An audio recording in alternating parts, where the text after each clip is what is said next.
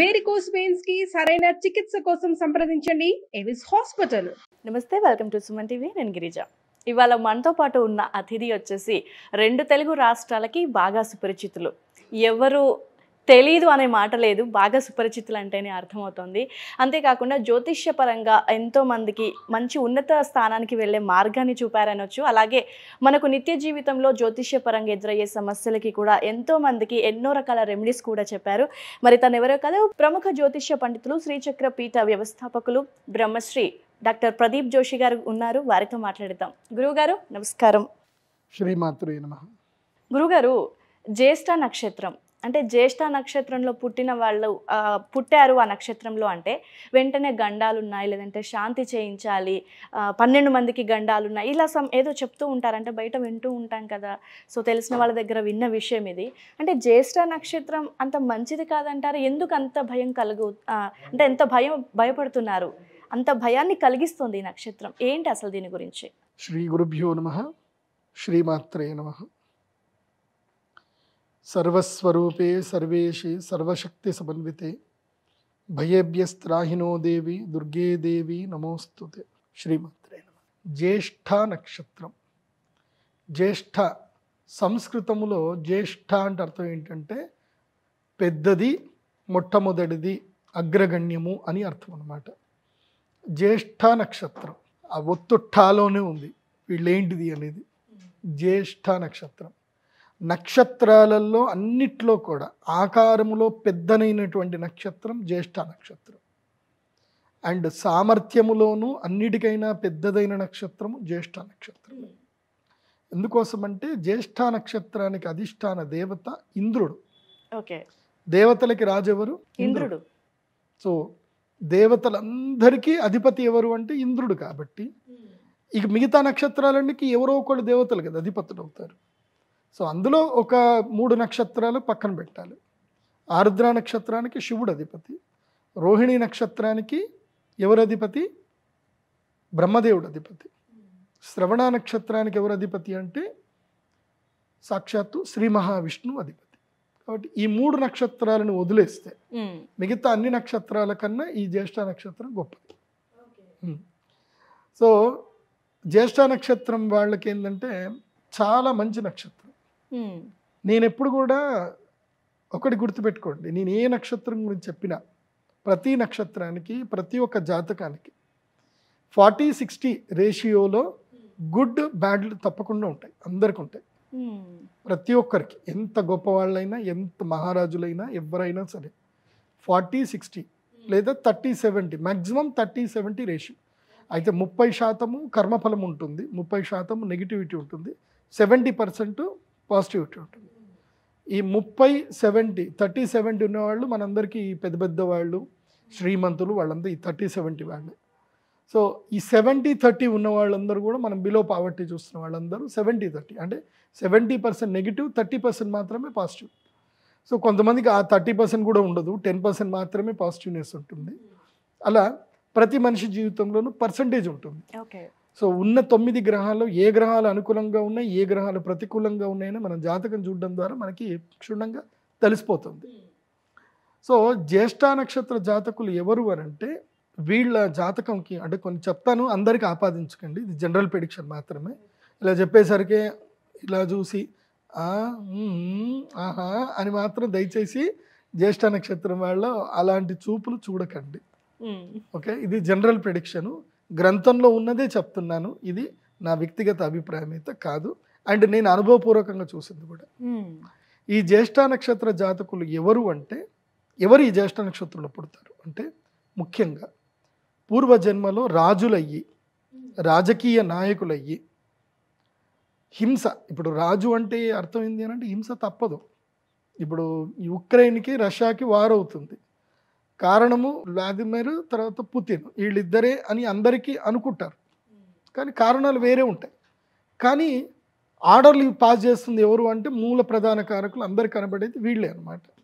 So ఒక యుద్ధం జరుగుతుందంటే కారణం ఇద్దరి యొక్క ఈగో లేదా ఇద్దరు తమ రాజ్యానికి సంబంధించిన భద్రత గురించో దేని గురించో ఉంటుంది. మోస్ట్ ఆఫ్ ద అదేదో సినిమాలో సూర్య సినిమాలో ఉంటుంది కదా, ఇదంతా జరిగిందని అంటే ఇద్దరు కులాల మధ్యలో చిచ్చులు అంటే కాదు, ఇద్దరు పొగరుబోతుల యొక్క నోటి దూల అని చెప్పేసని ఒక వర్డ్ చెప్పి అక్కడ క్లోజ్ చేస్తారు.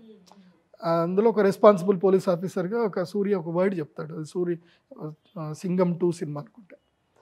అట్లా ఈ రాచరికము రాజుల యొక్క స్థానంలో ఉండి ఎవరైతే రాజకీయంలో ఉండి దుర్మార్గ పనులు చేస్తారో వాళ్ళ యొక్క కుర్చీని కాపాడుకోవడానికి, సో దుర్మార్గ పనులు ఎవరైతే చేస్తారో వాళ్ళు ఆ కర్మ ఫలాన్ని మళ్ళీ అనుభవించడానికి జ్యేష్ఠ నక్షత్రంలో పుడతారు. అండ్ కానీ ఆ రాజరికపు లక్షణాలు పోవు, తప్పకుండా ఉంటాయి. ఎందుకోసం అంటే వాసనలు ఉంటాయి కదా, ఆ వాసనలు ఎక్కడికి పోవు, పుడతారు, మళ్ళీ దీంట్లోనే పుడతారు. తర్వాత శాస్త్రం ఏం చెప్తుంది అని అంటే ఈ 4 లక్షణాలు ఒక దగ్గర ఉండకూడదు. ఒక్కొక్క లక్షణము చాలా విచిత్రమైన లక్షణం. ఒకటి ఉన్మత్తం, మదం, తర్వాత మూర్ఖత్వం, తర్వాత విపరీతమైనటువంటి రాజ్యకాంక్ష, విపరీతమైనటువంటి లాలస, శరీర కామం, లాలస. ఇది ఒక్కొక్కటి ఒక మనిషి దగ్గర ఉన్నా ఆ మనిషి పూర్తిగా దిగజారిపోతాడు. ఆ మనిషి ఎక్కడో ఎవరికో దుఃఖం కలిగిస్తాడు. ఈ 4 ఒక దగ్గర ఉంటే ఎట్లా ఉంటుంది అంటే దానికి జ్యేష్ఠ నక్షత్రం వాళ్ళకి ఎగ్జాంపుల్ చెప్పొచ్చు. అంటే వాళ్ళకి ఈ 4 లక్షణాలు ఖచ్చితంగా ఉంటాయంటారా? ఖచ్చితంగా కాదు, ఉంటాయి, కొంతమందికి ఉంటాయి. వాళ్ళ పూర్వజన్మ దీన్ని బట్టి ఉంటుంది. ముఖ్యంగా లౌల్యం, లాలస ఎక్కువగా ఉంటుంది, కోరికలు చాలా ఉంటాయి వీళ్ళకి. శరీరం యొక్క తాపము, శరీరం యొక్క కోరికలు ఎక్కువగా ఉంటాయి వీళ్ళకి. సో మోస్ట్ ఆఫ్ ఎవరు పెడదారి పట్టరు, కాకపోతే కొంతమంది వాళ్ళకి అవకాశాలు బట్టి వాళ్ళు పెడదారి పడతారు. కానీ నేనైతే ఏం చెప్తాను అంటే అది పెడదారి అని అయితే నేను చెప్పాను. ఎందుకోసం అంటే నేను చూస్తాను కదా, వాళ్ళ లక్షణం అది నక్షత్ర లక్షణం, అది పెడదారి అనడానికి లేదు. అంతే, వాళ్ళు దాంతో పుడతారు కాబట్టి పూర్వజన్మలో వాళ్ళు ఎవరినో ఒకళ్ళని ప్రేమించి ఉంటారు, వాళ్ళు మళ్ళీ ఈ జన్మలో పుడతారు, మళ్ళీ వాళ్ళని వీళ్ళు కాంక్షిస్తారు, కలుస్తారు, రాసి పెట్టింది కాబట్టి కానిచ్చేస్తారు. అంతే, అది జరుగుతుంది. అది తప్పు అని చెప్పడానికి లేదు, అది వాళ్ళ యొక్క లక్షణం, అది అంతే. ముళ్ళు గుచ్చుకుంటుంది, జ్యేష్ఠ నక్షత్రం వారికి కోరికలు ఎక్కువ ఉంటాయి, అంతే. దాంట్లో పెద్దగా అది తప్పేం కాదు, అది లక్షణాన్ని మనం ఏం మార్చలేం మనం. సో అలా జ్యేష్ఠ నక్షత్ర జాతకులకు విపరీతమైన రాజ్యకాంక్ష ఉంటుంది, కామం ఉంటుంది, అదేవిధంగా తామే గొప్ప అనేటువంటి మొండితనం కూడా ఉంటుంది. దీనితో పాటు ఏంటంటే వీళ్ళు చేసే పనుల వల్ల జ్యేష్ఠ నక్షత్ర వాళ్ళకి శత్రువులు లేకుండా ఉండరు, తప్పకుండా వాళ్ళకి శత్రువులు ఉంటారు. అజాత శత్రువులు మాత్రం జ్యేష్ఠ నక్షత్రం వారు కారు. వీళ్ళకి ఎవరో ఒకళ్ళు శత్రువులు తప్పకుండా ఉంటారు. ఎందుకోసం అంటే వీళ్ళకి కొంచెం కోపం ఎక్కువ ఉంటుంది. ఎందుకోసం అంటే మనిషికి గర్వం, అహంకారం ఉంది అని అంటే ఎక్కడో ఒక చోటు శత్రువులు పుడతారు, ఇంట్లోనే పుడతారు. మనకు అహంకారం ఎక్కువ ఉంది, మనం ఇంట్లో సంపాదిస్తున్నాం, మన దగ్గర డబ్బు ఎక్కువ ఉంది, ఊరికే కూర్చున్న చోటుని రిమోట్ తెచ్చియు, నీళ్లు తెచ్చియు, న్యూస్ పేపర్ తెచ్చియు అని అడిగితే ఎంత పెళ్ళమైనా సరే ఒకరోజు చీపురు కట్ట తిప్పుతుంది. సో కామన్గానే ఉంటుంది. అంటే ఆ మనిషికి బద్ధకం ఎక్కువ ఉంటుంది, అలాంటి లక్షణాలు ఉంటాయి. కానీ వీళ్ళలో పాజిటివ్నెస్ కూడా ఉంది.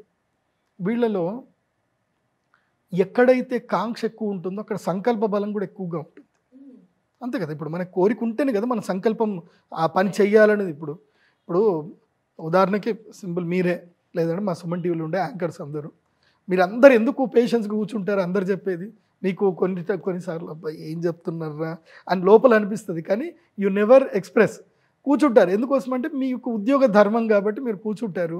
నచ్చకపోయినా కొన్ని వినాల్సి వస్తుంది, కొన్ని మన జీవితంలో నచ్చకపోయినా కొన్ని పనులు చేయాల్సి వస్తుంది. ఎందుకు చేస్తామంటే మన యొక్క నీడీ కాబట్టి. కానీ జ్యేష్ఠ నక్షత్రం అట్లా కాదు, నీడీ కాదు, వాళ్ళకి పట్టు ఉంటుంది, ఇది చెయ్యాలి, నాకు ఇది కావాలి, అంతే నేను చేస్తా. బట్ దేన్ని లెక్క చేయరు, గట్టిగా వెళ్ళిపోతారు అంతే.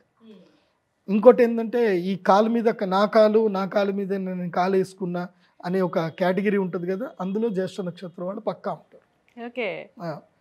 దాంట్లో స్త్రీలు అయితే ఎక్కువగా ఉంటారు.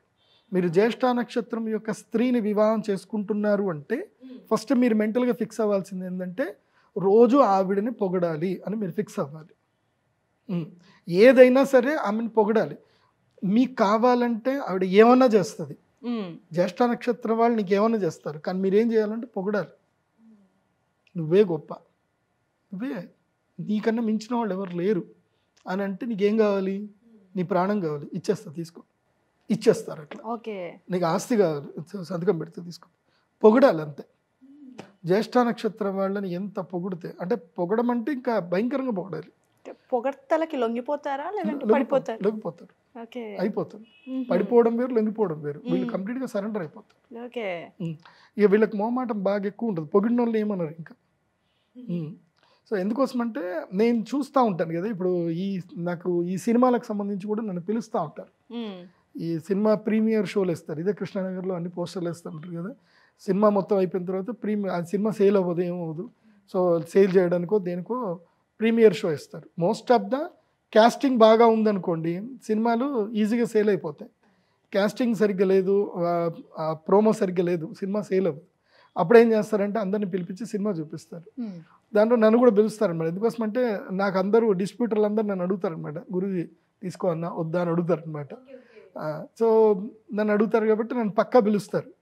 నేను పిలిచినప్పుడు నేను most of the opinion stage మీదకి వెళ్ళి చెప్పాను. నేను సినిమా చూసి అసలు నేను వచ్చిన సంగతి కూడా ఎవరు తెలియదు, వస్తా చూస్తా బయటకు వచ్చేస్తా. చాలా మందిని చూస్తాను అనమాట. సినిమా చెత్తగా దరిద్రంగా ఉంటుంది, కానీ ఏం చేస్తారంటే స్టేజ్ మీదకి వెళ్ళిపోయి ఈ cinema super duper hit, 100 days కాదు 300 days ఈ సినిమా నడుస్తుంది, బ్లాక్ బస్టర్ హిట్ అవుతుంది అని చెప్తారు. అసలు మాకు తెలుస్తుంది ఒరిజినల్గా సినిమా కనీసం రిలీజ్ కూడా కాదు. ఓకే.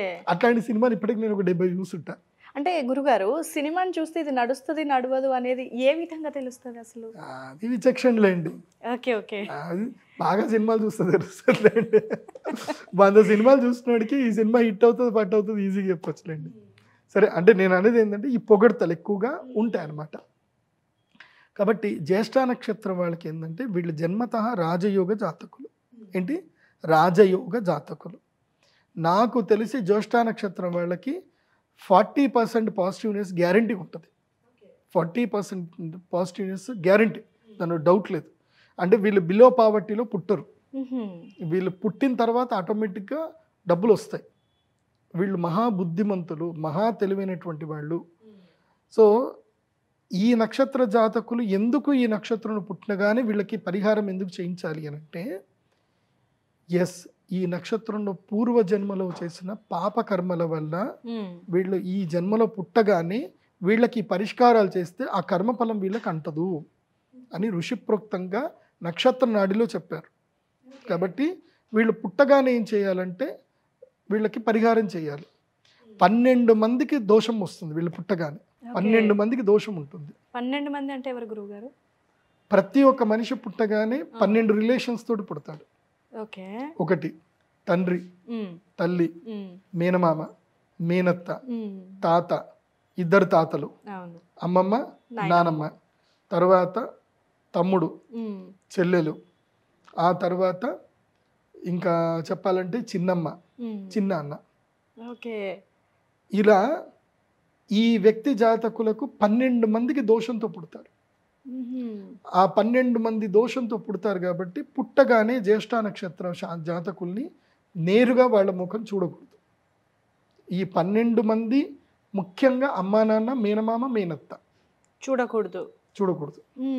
వీళ్ళు పుట్టగానే, వీళ్ళు పుట్టిన తర్వాత 11వ రోజుకి వీళ్ళకి ఏవైతే ఉంటుందో ఇవన్నీ చేయాలి. ఏవి? పురుడు చేయడము, వాళ్ళ యొక్క ఆచారరీత్యా, వాళ్ళ యొక్క కులాచారరీత్యా ఏవైతే ఉంటుందో 11 రోజుల పురుడు ఏదైతే ఉందో అది కంప్లీట్ చేసిన తర్వాత 11 నుంచి అంటే 12వ రోజు మొదలు 30 రోజుల మధ్య లోపల, ఒక మాసంలో లేదా మాసత్రయ 3 నెలల లోపల తప్పకుండా పరిహారం చేయించాలి. పరిహారం చేసి ఒక నూనెలో, మూకుడులో నూనె వేసి ఆ నూనెలో ఈ పిల్లవాడి ముఖం చూసి ఈ పిల్లవాడికి సంబంధించిన పూర్వజన్మ పురాకృత కర్మఫలాలు, దోషములన్నీ కూడా పోవును గాక అని చెప్పి ఈ 12 మంది చెప్పాలి.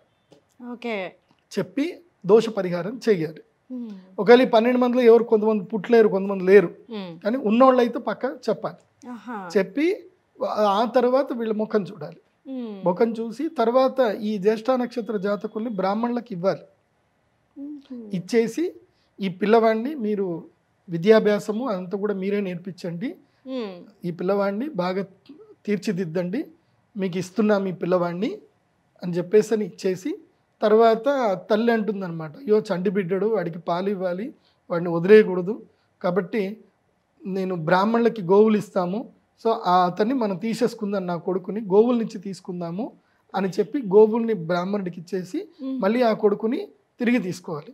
తీసుకొని ఏం చెప్పాలి అయ్యగారికి, అయ్యగారు ఈ పిల్లగాడిని మీకు ఇచ్చాను, కాకపోతే ఈ పిల్లగాడు మా ఇంట్లోనే పెరుగుతాడు, కాకపోతే మీరు ఎప్పుడు పిలిచినా సరే దైవ సేవ చేయడానికి మీ దగ్గరికి వస్తాడు అని చెప్పి దైవ సేవకి ఆ పిల్లవాడిని అంకితం చేసినట్టుగా చెప్పి తీసుకోవాలి. మళ్ళీ తీసుకొని పిల్లాన్ని పెంచుకోవడం చేయడం చేయాలి. అందుకే జ్యేష్ఠ నక్షత్రంలో పుట్టినటువంటి వాళ్ళకి ఏంటంటే అదృష్ట యోగం దీని ద్వారా వస్తుంది. ఎందుకోసం అంటే బ్రాహ్మణుడు వేద మంత్రాలు చదువుతాడు కదా, ఎప్పుడూ అనుష్ఠానం చేసుకుంటాడు కాబట్టి బ్రాహ్మణుడికి శక్తి పెరుగుతుంది, కాబట్టి ఇతడు బ్రాహ్మణుల పిల్లాడి కిందకి వెళ్ళిపోతాడు.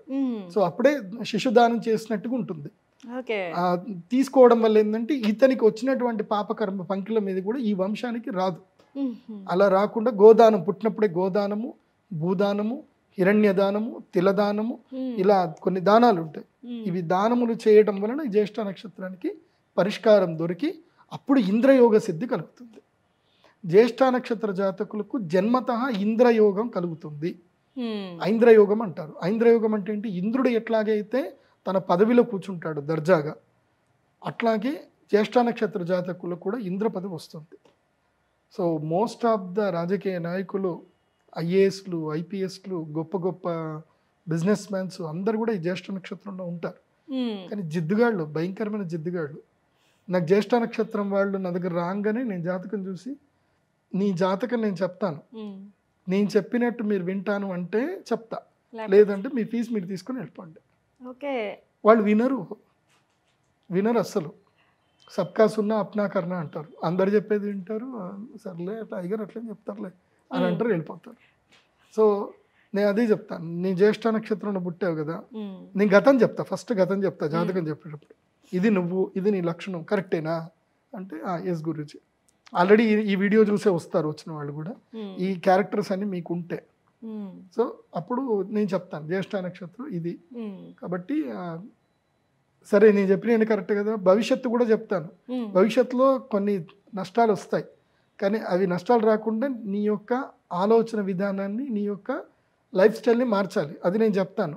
పరిహారాలు కూడా చెప్తాను, అవి చేసుకుంటాను అంటే జాతకం చెప్తా, లేకపోతే ఇక్కడ నుంచి లేచి వెళ్ళిపోవడం. కొన్ని నక్షత్ర జాతకులకైతే అంతే చెప్తాను, ఇంకా ఫీజు వాపస్ ఇచ్చేస్తాను, నేను తీసుకోను కూడా. ఎందుకోసం అంటే మూలా నక్షత్రము, జ్యేష్ఠ నక్షత్రము, ఆరుద్ర నక్షత్రము, భరణి నక్షత్రం వీళ్ళు కొంచెం వినరు, మిగతా వాళ్ళు ఆల్మోస్ట్ వింటారు, వీళ్ళు వినరు.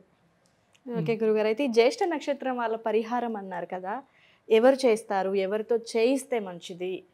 సో ఇది మీరు అన్నట్టుగా ఇందాక ఒక 11 రోజుల పరిహారం చేయించాలి అన్నారు, సో ఎక్కడ చేస్తారు గురువుగారు? పుట్టిన 11 రోజుల తర్వాత ఇక నీకు ఎన్ని సంవత్సరాలు వచ్చినా చేసుకోకపోతే తప్పకుండా ఇప్పుడు నీకు 40 ఏళ్ళున్నా చేసుకోవాల్సిందే. ఓకే, నీకు రాజయోగం రావట్లే, గురువు గారు ఇవన్నీ చెప్తున్నారు, అన్ని లక్షణాలు ఉన్నాయి కానీ డబ్బులు మాత్రం రావట్లేదు, ఎటువైనా అనుకుంటే మాత్రం ఎస్ నువ్వు ఈ కర్మ ఫలానికి సంబంధించిన పరిష్కారం చేసుకోలేదు ఇంకా చేయకపోతే ఉంటుంది తప్పకుండా. ఈ 12 మంది రుణంతో పుడతారు వీళ్ళు, సో వీళ్ళందరూ రుణాలు తీర్చుకోవాలి. మోస్ట్ ఆఫ్ ద నేను చూస్తాను కదా, కుటుంబంలో అందరి గురించి కష్టపడే వాళ్ళు వీళ్ళే ఉంటారు. జ్యేష్ఠ నక్షత్రం కష్టపడతారు, వాళ్ళకి ఇస్తారు, వీళ్ళకి ఇస్తారు, ఎవ్వరు కూడా వీళ్ళని కేర్ చేయరు, అందరికి పెడతారు పాపం, కానీ ఎవ్వరు వీళ్ళని కేర్ చేయరు. అలాంటి వాళ్ళు ఉంటారు దీంట్లో, మోస్ట్లీ అన్ని నక్షత్రాలు ఉంటారు, దీంట్లో కొంచెం ఎక్కువ ఉంటారు. సో వీళ్ళకి ఏంటంటే జ్యేష్ఠ నక్షత్రం రోజుని మా శ్రీచక్ర పీఠంలో వీళ్ళకి పరిహార పూజలు చేస్తారు. కాకపోతే ఆశ్లేషాబలి లాంటి పూజలకి ఏంటంటే ఒక్కళ్ళు వస్తే సరిపోతుంది. ఈ జ్యేష్ఠ నక్షత్ర పూజలకి ఏంటంటే ఈ బంచ్ రావాలి, కారు వేసుకొని రావాలి, లేకపోతే ఉంటే బస్ వేసుకొని రావాలి. 12 మంది కదా, మినిమం 12 సీటర్స్ పెద్ద వేసుకొని బస్ వేసుకొని మినీ వ్యాన్ వేసుకొని రావాలి, లేదంటే ట్రైన్ బుక్ చేసుకొని రావాలి. సరే గురుగారు, మరి ఆ 11 రోజులు బాబు గాని పాప గాని ఇంకా మొహం చూడకూడదు అంటారా మరి పరిహారం అయ్యేదాకా? ఒకటి, పుట్టిన పిల్లాన్ని ముఖం చూడకుండా ఉండడం అంటే తల్లిదండ్రులకు కష్టం. అదే అప్పుడు ఏం చేయాలి అంటే ఇమ్మీడియట్లీ వాళ్ళని మనసులో సంకల్పం చేసుకోవాలి. సంకల్పం చేసుకొని ఏంటంటే నా పిల్లవాడికి తప్పకుండా నేను పరిష్కారం చేస్తాను, ఈ పూజ చేస్తాను భగవంతా అని చెప్పి పసుపు బట్ట ఉంటుంది కదా, పసుపులో ఒక కాటన్ వస్త్రాన్ని పసుపులో తడిపి అందులోపల స్వస్తిక్ రాసి దాన్ని అడ్డంగా పెట్టుకొని పిల్లవాడి యొక్క ముఖాన్ని మొదలు అద్దంలో చూడాలి. అద్దంలో చూసిన తర్వాత నెక్స్ట్ పిల్లాడిని చూసుకొని తర్వాత ఇంకెట్లా పరిగా చూసుకుంటారు కదా, చూసుకోవాలంతే. అట్లా ఎవరైనా పసుపు బట్టను అడ్డంగా పెట్టుకొని మొదలు చూడాలి. చూసింది ఇప్పుడు మేము పరిష్కారం చేసేటప్పుడు కూడా ఇటువైపు పసుపు బట్ట అడ్డం పెడతాము, వాడు నూనెలో ముఖం చూస్తాడు, అటువైపు నుంచి వాళ్ళు నూనెలో ముఖం చూస్తారు, తర్వాత పసుపు తెర తీసిన తర్వాత అప్పుడు ముఖాన్ని చూస్తారు. చూసి 1000 ఏళ్ళు బతుకున్నా అని చెప్పి వాళ్ళు ఆశీర్వాదం చేస్తారు, వెళ్ళిపోతారు. అంటే గురుగారు కొన్ని నక్షత్రాల వాళ్ళు అంటే మేనమామ గండంలో పుట్టారు, సో నూనెలోనే చూడాలి అని అంటూ ఉంటారు కదా, అది అంటే ఇక్కడ అక్కడనేమో ఒక్కరే ఉంటుంది ఎఫెక్ట్, ఇక్కడ ఇంతమంది కదా, మరి ఈ అబ్బాయికి పుట్టిన వాళ్ళకి ఈ పరిహారం కనుక చేయకపోతే వీళ్ళకి అంటే ఏదన్నా ఎఫెక్ట్ పడుతుందంటారా? అంటే ప్రాణగండం లాంటివి అందరికి పడతావని కాదు, పడుతుంది పడుతుంది పడుతుంది నేను చూస్తాం కదా. ఇప్పుడు మొన్నొకళ్ళు మా దగ్గరికి జాతకం చెప్పించుకోవడానికి వచ్చారు. ఆ పిల్లాడు నష్టజాతకుడు. ఓకే, పిల్లాడు పుట్టాడు, వాళ్ళ పేరు నేను చెప్పను కానీ నా దగ్గర మొత్తం రిపోర్ట్స్ ఉంటాయి. మా ఆఫీస్కి వచ్చినప్పుడు మీకు చూపిస్తాను, ఇన్ని ఫైల్స్ ఉంటాయి మొత్తం నా దగ్గర. ప్రతి ఒక్కళ్ళ జాతకం ఫైల్ నా దగ్గర ఉంటుంది. సో మొత్తం డేటా ఉంటుంది, దాదాపు 3000 జాతకాల ఫైల్స్ ఉంటాయి నా దగ్గర. సో వాడు పుట్టాడు, పుట్టగానే ఒక శాంతి లేసింది, మేనమామ లేసాడు. తర్వాత 6 నెలలకి మళ్ళీ చిన్నాన్న లేసాడు, 3 సంవత్సరాలు అయిపోయింది, తండ్రి చనిపోయాడు. ఇట్లా ఒక్కొక్కళ్ళు పోతానే ఉన్నారు. అప్పుడు వాళ్ళు వస్తే నేను చెప్పాను, మీ పిల్లవాడిని పూర్తిగా గురుకులానికి దానం చేయాలి, దానం చేసిన తర్వాత మీ పిల్లాన్ని తీసుకోండి, వీడిని ఇట్లాగే పెట్టుకుంటే మీ వంశం ఏదైతే వీడి కర్మఫలం ఏదైతుందో మీ వంశంలో ఒక్కొక్కళ్ళని తీసుకెళ్తుంది, కాబట్టి వీడిని దానం చేయాలని చెప్పాను. వామ్మో, అంటే మంచి ఉంది కానీ దాంతోపాటు ఎఫెక్ట్ కూడా బాగానే ఉంది గురుగారు దీనికి. ఇప్పుడు దానికి మరణం ఒకటి ఉంటుంది, మరణం కూడా కొన్ని ఉంటాయి, ధనిష్ట పంచకాలని కొన్ని ఉంటాయి. ఇప్పుడు మొన్న ఒక కేసు వచ్చింది, వాళ్ళ అత్తగారు చనిపోయారు. అత్తగారు చనిపోయిన కొన్ని రోజులు కరెక్ట్గా 3 నెలలకి మామగారు చనిపోయారు. ఫస్ట్ మామగారు చనిపోయారు, తర్వాత కొన్ని రోజులకి అత్తగారు చనిపోయారు. అత్తగారు చనిపోయారని కొన్ని రోజులు కరెక్ట్గా 3 నెలలకి ఏమైందో తెలియదు, హస్బెండ్ ట్రైన్ కింద పడిపోయి ఆయన చనిపోయాడు. వాంటెడ్లీ ట్రైన్ దగ్గర పోయి కూర్చొని చనిపోయాడు. ఆవిడ నాకు మెసేజ్ పెట్టింది, నాకు ఈమెయిల్ పెట్టింది, పేరు చెప్పకూడదు కానీ.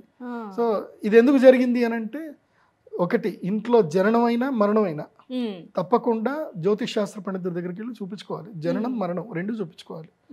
జననముతో ఎందుకోసమంటే ఒకటి గుర్తుపెట్టుకోండి, మనం ఉగాది రాశిఫలాలు మేము చెప్తాం, రాశిఫలాలు చెప్పేటప్పుడు పుట్టేవాళ్ళు ఎంతమంది గిట్టేవాళ్ళు ఎంతమంది అని ఉంటుంది, లెక్క వస్తుంది అంటే. ఇప్పుడు ఇన్ని సర్పాలు పుడితే ఇన్ని సర్పాలు చనిపోతాయి, ఇంతమంది పుడితే ఇంతమంది చనిపోతారు, స్త్రీలు ఇంతమంది పుడతారు, స్త్రీలు ఇంతమంది చనిపోతారు, లెక్క ఉంటుంది. పుట్టుక గిట్టుక నేచర్ ఎప్పుడు బ్యాలెన్స్ చేస్తూ ఉంటుంది. ఒక వంశంలో ఒకళ్ళు వచ్చారు, కొంతమంది పోయే అవకాశాలు ఉంటాయి. ఇది ఒక్క జాతకాన్ని కాదు, ఒక్క నక్షత్రం అని కాదు, అది జాతకాన్ని బట్టి తెలుస్తుంది. ముఖ్యంగా తృతీయ భావం చాలా కీలకమైనది. తృతీయ పంచమ నవమ భావాలు కీలకమైనవి. ఇవి ఎవరైనా జ్యోతిష్ శాస్త్ర పండితులు చూస్తున్నా, జ్యోతిష్యం నేర్చుకునే వాళ్ళకున్నా బాగా ఉపయోగపడుతుంది. తృతీయ పంచమ నవమ భావాలు ఏ పిల్లవాడైనా పుట్టగానే తృతీయ పంచమ నవమ భావాలు చూడాలి. తృతీయ పంచమ నవమ భావాల్లో పాపగ్రహాలు, క్రూరగ్రహాలు, క్రూర దృష్టితో ఉన్న నీచ స్థానములో ఉన్న తృతీయ స్థానములు గనక పాపగ్రహాలు, క్రూరగ్రహాలు గనక ఉంటే, ముఖ్యంగా రాహుకేతువులు గనక ఉంటే గనక తప్పకుండా సోదర నష్టం జరుగుతుంది. మేనమామ, మేనత్త, సోదరుడు, అన్న లేదా తమ్ముడు, లేదంటే వచ్చేటువంటి నెక్స్ట్ గర్భం ఏదైనా నష్టం జరిగే అవకాశం. పంచమ స్థానములో గనక రాహువు లేదా కేతువు, వక్ర శని, వక్ర కుజుడు గనక ఉన్నట్లయితే తప్పకుండా, లేదంటే నీచ సూర్యుడు, అంటే అది కేవలం కార్తీక మాసమే అవుతుంది. సో తులారాశిలో నీచ సూర్యుడు పంచమంలో ఉంటే తండ్రి చనిపోతాడు. అదే 9వ స్థానంలో గనక ఉంటే తాత లేదా తండ్రి కూడా చనిపోయే అవకాశం ఉంటుంది. క్రూర గ్రహాలు, క్రూర దృష్టి, నీచ స్థానం అయ్యి ఉంటే కనుక వాటికి ఇంకా గ్యారంటీగా ఎఫెక్టివ్ ఉంటుంది. ఓకే, అంటే గురువుగారు ఒక చిన్న డౌట్, మనకు ఉన్నది 12 రాశులు, నక్షత్రాలు 27. సో 4 పాదాల్లాగా మీరు అన్నట్టుగా 108. సో ఎన్ని కోట్ల మంది జనాభా ఉన్నా వీటిల్లోనే ఉంటారు ఖచ్చితంగా. అంతే. సో అందరికీ అంటే ఈ నక్షత్రంలో ఉన్న ప్రతి ఒక్కరికి ఇలా జరుగుతుందంటారా, లేదంటే కొంతమందికే జరుగుతుందంటారా? నక్షత్ర జాతకము అనేది జనరల్ ప్రెడిక్షన్. ఓకే. నక్షత్ర జాతకం జనరల్, జాతకం అనేది నీ యూనిక్నెస్. ఓకే. ఇప్పుడు ఉదాహరణకి మీరు టీచర్, మీ స్కూల్లో మీరు ఒక స్కూల్లో పనిచేస్తున్నారు, మిమ్మల్ని టీచర్ అనే అంటారు కదా అందరు కూడా. సో మిమ్మల్ని పలానా మ్యాథ్స్ టీచర్ అనో సోషల్ టీచర్ అనో అనరు. మీ స్కూల్లోకి ఎంటర్ అయిన తర్వాత మీ స్టూడెంట్స్ అందరూ ఏం చేస్తారు అంటే, ఓ మా మ్యాథ్స్ టీచర్ అంటారు. నువ్వు ప్రతి క్లాస్ రూమ్కి వెళ్తారు, మీరు వెళ్ళిన తర్వాత మీకు ఫేవరెట్ స్టూడెంట్స్ ఉంటారు. ఆ ఫేవరెట్ స్టూడెంట్కి మీరు ఫేవరెట్ టీచర్. అంటే ఒక టీచర్ అనే దానికి ఎంత కేటగిరీస్ ఉన్నాయి. అలాగే నక్షత్ర జాతకులకు కూడా తమ యొక్క జాతకం, ఈ నక్షత్రంలో పుట్టడం దోషం, ఇది జనరల్ అందరికి ప్రెడిక్షన్. కాకపోతే వాళ్ళ ఇంటర్నల్ ఆస్పెక్ట్స్ ఏమున్నాయి, వాళ్ళ లైఫ్ స్టైల్ ఏముంది, ఎట్లుంది, అవన్నీ కూడా తెలుసుకోవాలి అని అంటే జాతకం తప్పనిసరి. జాతకములో ఈ భావాలన్నీ కూడా చూడాలి, చూసి నిర్ణయం తీసుకోవాలి. కానీ పరిహారం అయితే అందరూ చేసుకోవాలి. జ్యేష్ఠ నక్షత్ర పరిహారం అందరూ చేసుకోవాలి. కానీ ఏవి కూడా జ్యోతిష్ శాస్త్రం 80% అక్యురెన్స్ ఉంటుంది, 100% అందరికీ వర్తించదు.